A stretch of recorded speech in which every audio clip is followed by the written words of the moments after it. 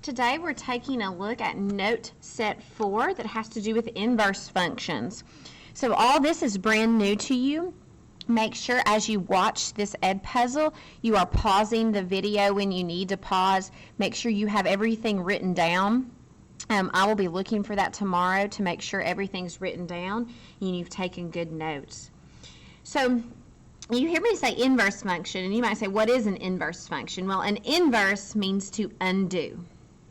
So if you think about inverse operations, addition and subtraction, they undo each other. Multiplication and division, they undo each other. So an inverse function undoes what the function did. So we're going to start off with this really silly example. We've got a made-up machine. And for this machine, we put grapes into it. And this machine, this juice machine, does things to it. It might, squish up the grapes, get rid of the hull, put some dye in it, whatever, and then you get out grape juice. That's what the function machine looks like. So what would the inverse look like? Well, remember, an inverse undoes. So the inverse starts with grape juice, and we put it into this inverse machine that doesn't actually exist, and we'll get out grapes. So it undid what the function did. So first off, some notation. The notation f to the -1 of x. It looks like it's a -1 exponent. It's actually not. You would read this f inverse. That's how you would read it to me, f inverse. So we're going to go down to this first line. What relationship do you notice about the domain and range of the function and its inverse?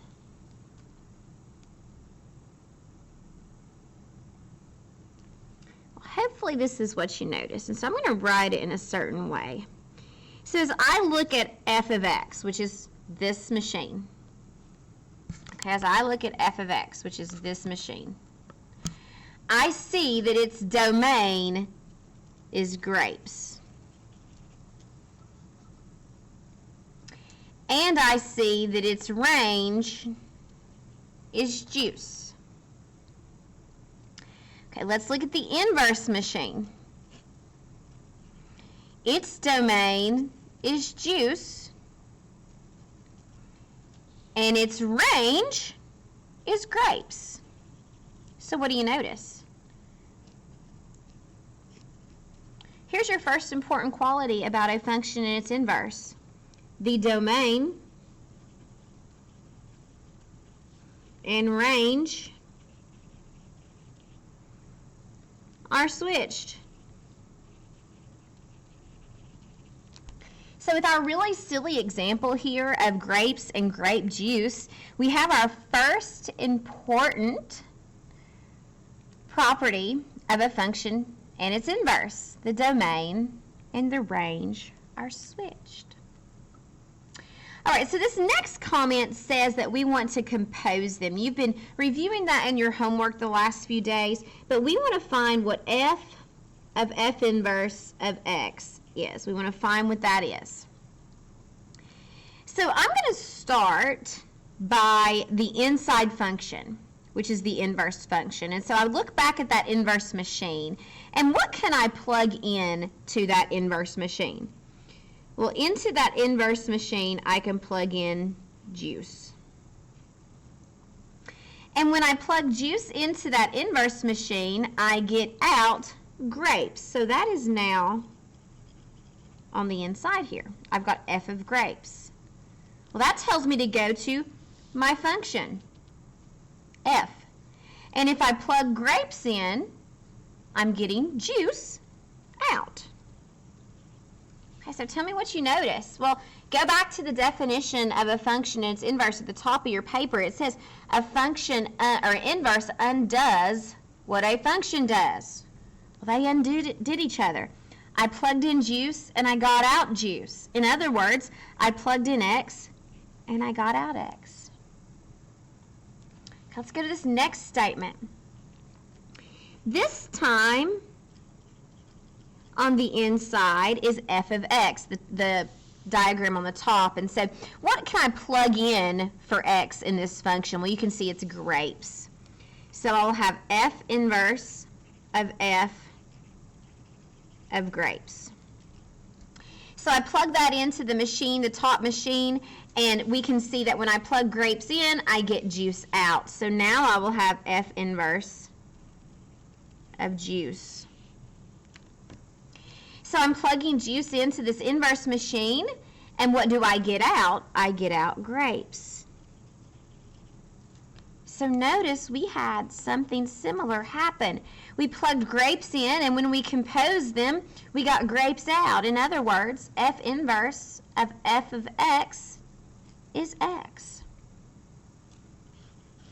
So here's what that means. This is the second important property of a function and its inverse. And when we compose them, both of these gave us x. No matter which way we composed them, they undid each other.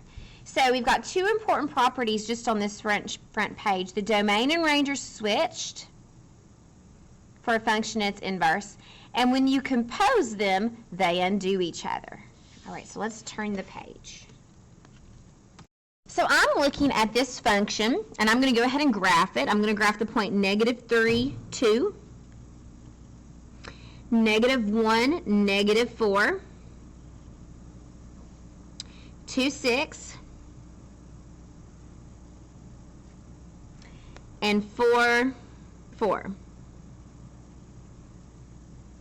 This is a function. It passes the vertical line test. It's only made up of 4 ordered pairs, and you know what? That's just fine. So it says state the domain. Well, the domain only has 4 elements in it. So I'm going to use a fancy bracket, a brace, and I've got -3 as an x, -1 as an x, 2, and 4. And it's just a list. It's not an interval. Okay, the range, very similar. It's only going to have 4 elements in it. Now, range, we want to write least to greatest, so we'll be ordering them a little bit. I'll have -4, then 2, then 4, then 6. Okay. So next it says, state the domain of the inverse. Well, how will we know what the domain of this inverse is? Well, we already do. Think about the front page. We learned that the domain and range of a function and its inverse are switched. So the domain of the inverse is going to be the range of your function. And then the range of the inverse will be the domain of the function. And again, we know that from our silly example on the front that says the domain and the range are switched. So now, based off the information we have, we want to graph the inverse. How are we going to do that? Well, instead of saying the domain and the range are switched, what else could I say domain is? Could I not say it's x values, which means range is y values? So instead of saying domain and range are switched, could I not say x and y are switched? Okay, so here's what that means. The point -3, 2, I'm going to have 2, -3. The point -1, -4, I'm going to have -4, -1. The point 2, 6, I'm going to have the point 6, 2. And 4, 4, well, it's going to remain the same. Now, I'm going to show you something. I'm going to use an asterisk, okay? So when I graph these, just to set them apart. So 2, -3, I'm going to use kind of an asterisk, an X there, just to set them apart. -4, -1. 6, 2. And then 4, 4 will be the same point. You may notice anything?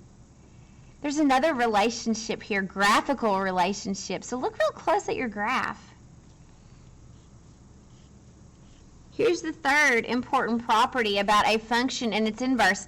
I've just drawn in the line y equals x, and if I were to fold this on top of that line, I would see the two graphs are reflections.